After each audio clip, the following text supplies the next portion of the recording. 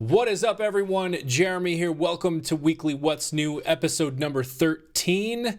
Let's jump straight into the topics, shall we? So the very first thing is I want to just send out a huge thank you to all of you who dropped in on my last Weekly What's New, episode number 12, just last week, and said all of the incredibly kind things about my channel, my content, all of the stuff that I've been doing, and about how you feel like the channel should be, 50,000 subscribers, 100,000 subscribers, or even more. It was very heartwarming, to say the least, to see all of these comments coming in, and just showing me and the channel some love, and I can't say thank you enough. It literally put a big old smile on my face all day long, seeing all these great comments come in. So thank you everyone who commented with your thoughts. Thank you. And I agree with you. I agree. I would love to see the channel hit 50,000 subscribers, or hell, even, maybe one day 100,000 subscribers. But until then, I am happy with all of you who have subscribed, and I can't thank you enough for subscribing. I actually checked earlier today. I think we're at 417. So as of last week, when I said we were at 399, we've gained like 18 new subscribers. And as of that video, on the day I posted that video, it went up, I don't know, 10 or 12. So that was awesome to see. So I love every single one of you who have subscribed. I hope I'm delivering content that is still entertaining to you, still valuable to you. Maybe you're learning something. So, first of all, I want to say, hit me down in the comments with any thoughts that you may have about the content that I've been publishing, anything that you would like to see going forward. I'm always looking for new ideas, and so if you have if you're eyeing a new plugin, a new piece of hardware, something that maybe I could put together some content on or review, I'd love to do that. Maybe it's a mixing tip, something that you would like to learn, that you've heard about. One of the things I do have coming up that I will drop is just an FYI, in the mix series.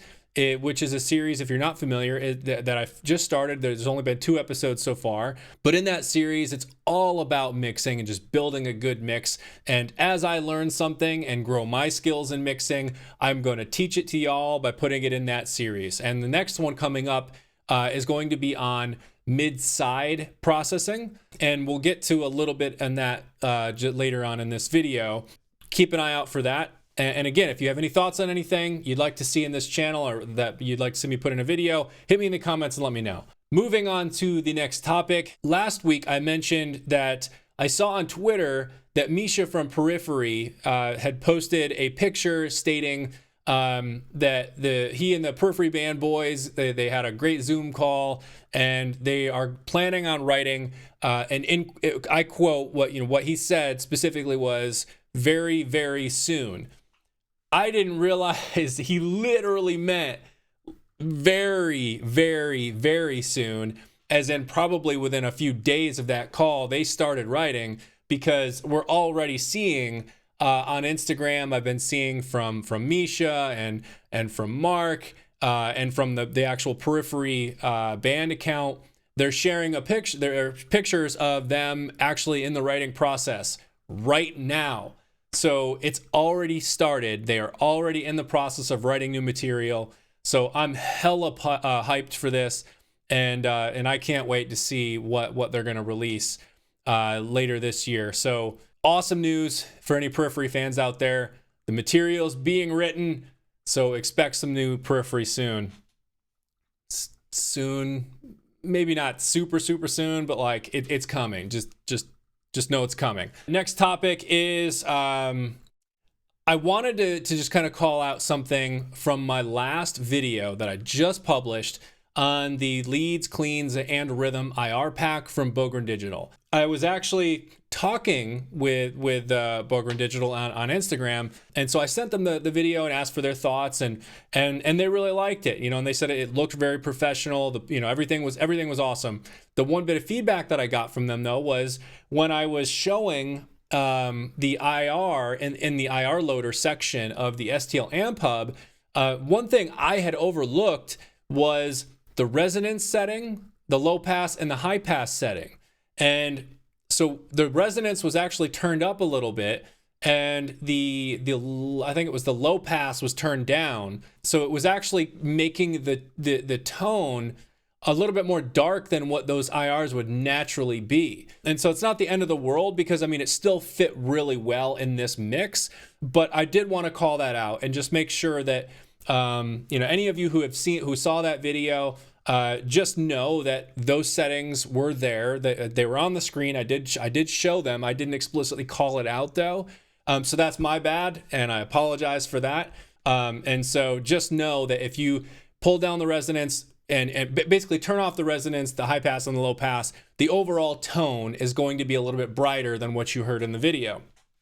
So wanted to throw that out there and just make sure that that was noted. So noted. Moving on to the next topic that I am so damn pumped about. I am so excited for this. And I actually just finally got a chance to try this damn thing out. I got it literally the day it came out on March 9th. And what I'm referring to is the brand new black box analog design HG-2MS. As I mentioned in the last video, and I've mentioned in other videos, I am a huge fan of the black box analog design HG2, the original version of this plugin. This is a tube saturation plugin, and it is fantastic what it does. Especially you just drop this thing on the mix bus, turn up the saturation a little bit, not a ton, but just a little bit. And especially if you're tweaking, like with the original one, you had a dial of low, flat, or high frequencies that the saturation would affect. And on my main mix bus, I would usually do the high frequencies with a little bit of saturation, push the pentode a little bit, just to kind of get some of those harmonics happening in kind of the upper mids and high end. And it really does add. It's a subtle effect, but it's a beautiful thing what it does. And so this new version adds a ton of new features that were severely lacking in the first iteration of this with the black box design HG2, not the MS version.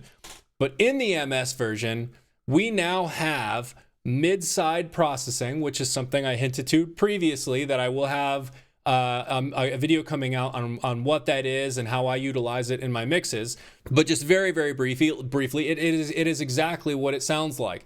You can either have this plugin in stereo mode, where the top section affects the left channel, the bottom section affects the right channel, or mid-side mode, which the top affects the middle of your stereo signal, and the bottom affects the sides, which are obviously the sides of your signal. So when you're listening to a stereo signal, you can think of it as like the stuff in the middle and then the stuff on the sides. And that's how you can process it differently. So you can actually process this either left or right or middle and side now.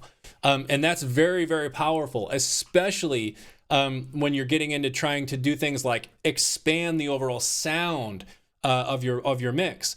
Being able to process things in mid-side like that goes a long, long ways. So that's really awesome. And then additionally, if you think about how you're panning different parts of different tracks or different instruments. So your kick and your bass are typically, especially the lower end from like 200 hertz and down, right up the middle, just to hold that whole bottom end beef of your mix together and keep that drive in there. Because if you start separating it, expanding that stereo signal on those sub frequencies, it really loses that bottom end, beef that holds the whole mix together. So that's where, like, doing the mid side processing, you can affect your mid, which is that whole low bottom end part, differently than you affect your sides. And so that's super powerful. And I was super excited to see that this got mid side processing in it now, or has mid side processing in it now. In addition to that, one of the features that I felt like was severely lacking or missing from the first iteration of this plugin was a selectable frequency filter. So to actually dial in what frequencies you want the saturation to affect. Now, it did have the low, flat, and high selector, which would kind of give you that, but it's not as it wasn't as specific as honing in a specific frequency, and then even having an adjustable Q that you can change, and then you have a low pass or a band pass with these different options. You've got the low shelf, the high shelf, band pass, flat frequency response. There's a bunch of them now, so it's tremendous what you're able to do with this thing. Yeah, the selectable Q shape is what I'm hinting to there. And then they also added the TMT modeling, which I think is a BrainWorks patent, which basically gives you like 72 different console channel emulation, how you get just the very subtle variations in an actual console between channel to channel.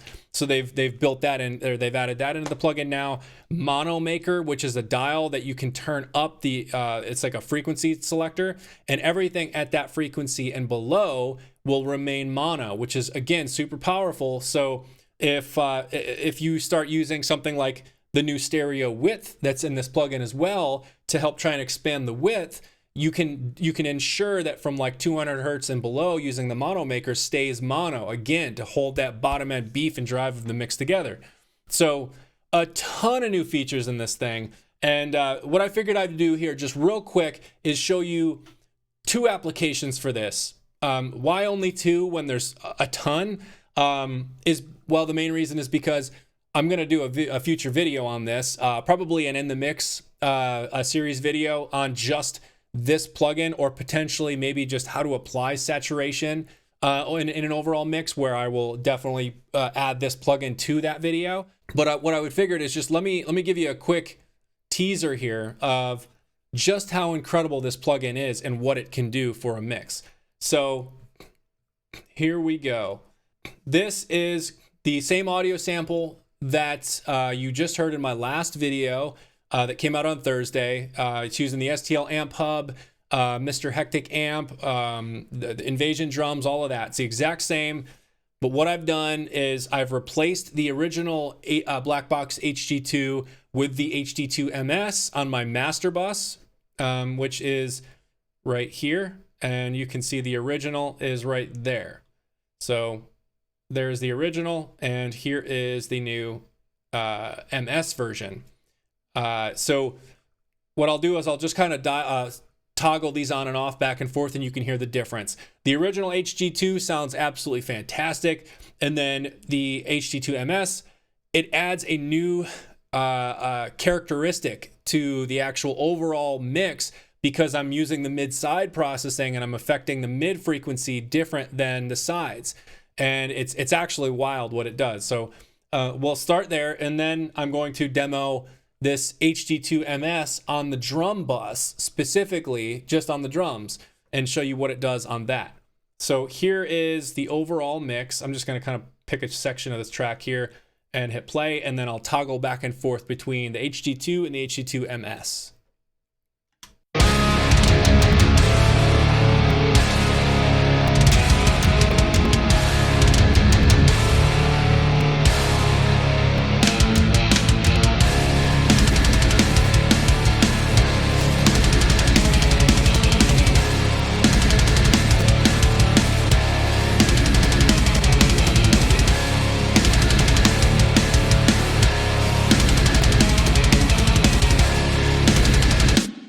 I mean, do you hear that?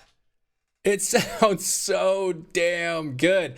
And I mean, you can see I've got the saturation pulled back quite a ways. We're not even really pushing the pento to the triode. They're just at 50%.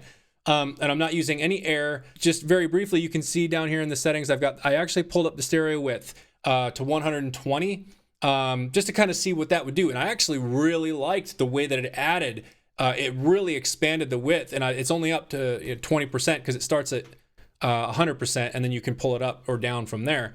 And then I've got the Mono Maker, where I usually have this at 200 hertz. Everything at 200 hertz and below, I want mono. I don't want it to expand.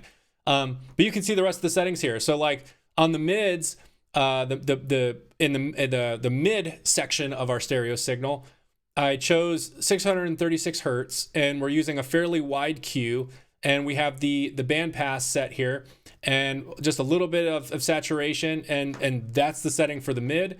And then for the sides, we're going up on a higher frequency, 1.17, I think is what it was.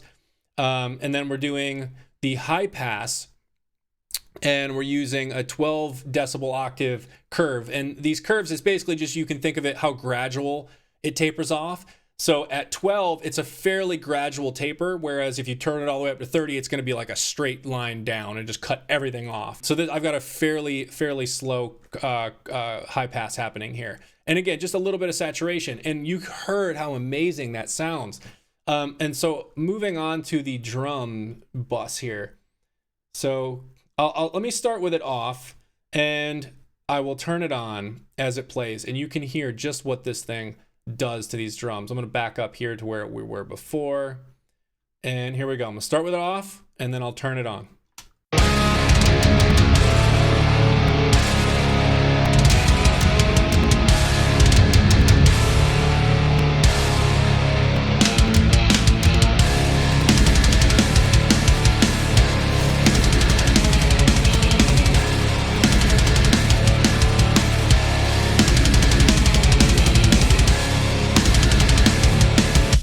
So yeah, there you go. There's an example of what this thing can do on your drums. And I didn't want to just solo the drums, because one of the things that I feel is very important is when you're trying to dial something in, especially something that's meant to be somewhat subtle, like saturation like this, you don't want to just solo things. You don't want to just solo the drums and try to dial it in that way. You want to hear it in context, in the full mix, so you can really hear how all the frequencies are coming together. And one thing I did want to note here is I've actually pulled this back. So we're blending it at only 60%, and because the signal coming out of this, because I've got the saturation turned up a good bit here, I actually had to pull the output back. So it's actually only blended at 60%, and so it's again, it's meant to be somewhat subtle, but you heard what it did there. For me, one of the things that really stood out was the lower end frequencies, and especially the kick. It really kind of started to cut through the mix quite a bit more when I turned this thing on. I don't know as if I would necessarily keep the settings I have exactly like this, because I think it came through a little bit too loud, but you can hear just what it does to the drums in this mix, and it really helps them cut through. So if anything, I could probably pull back the level of the kick, and it would just kind of help cut through a little bit better and give it a new characteristic and a new tone. So yeah, I'm so excited for this. I can't wait to play with it more, and it will be on every single mix I do going forward. You can count on that for sure. One other thing, real quick, about Black Box Analog Design. Not only did they make, did they work with Plugin Alliance and Brainworks to put out this incredibly awesome plugin, but they found my Instagram channel and they started following me. So I wanted to send a huge thank you to Black Box Analog Design folks, and just say thank you for following me on Instagram. And if you are not following me on Instagram, I have an Instagram. You should follow me. The link is in the description of this video, so go check that out and follow me for some cool stuff over there as well. And go follow Black Box Analog. It's literally the username is Black Box Analog, no underscores, no spaces, nothing like that. Just Black Box Analog. Go look them up and follow them. They're awesome. They make incredible plugins and the hardware. Of course, they actually have the HG-2 like actual hardware, which is sick as well. I would love to own one someday. Anyways, yeah, go check them out and follow them on Instagram. All right, so the last topic for this video is you could win some free stuff from STLTones. Yes, they are doing a giveaway right now for the 1-year anniversary of STL Tone Hub. So first of all, they're doing 60% off Tone Hub all month long. Just go to STLTones.com, add it to your cart, and use code THAnniversary. All just no spaces, just TH anniversary, and you'll get 60% off Tone Hub. So do not pass that up. That is an incredible deal. Tone Hub is absolutely an incredible guitar plugin. If you don't have it, you need to go get it. It's awesome. You will not be disappointed. That is for sure. And in addition to that, 60% off, they are giving away like $900 in prizes. So here are some of the details. I'm just going to read it because I'm not going to be able to remember it off the top of my head. So it says, play anything you want using ToneHub as your guitar tone. Post to Instagram and or Facebook.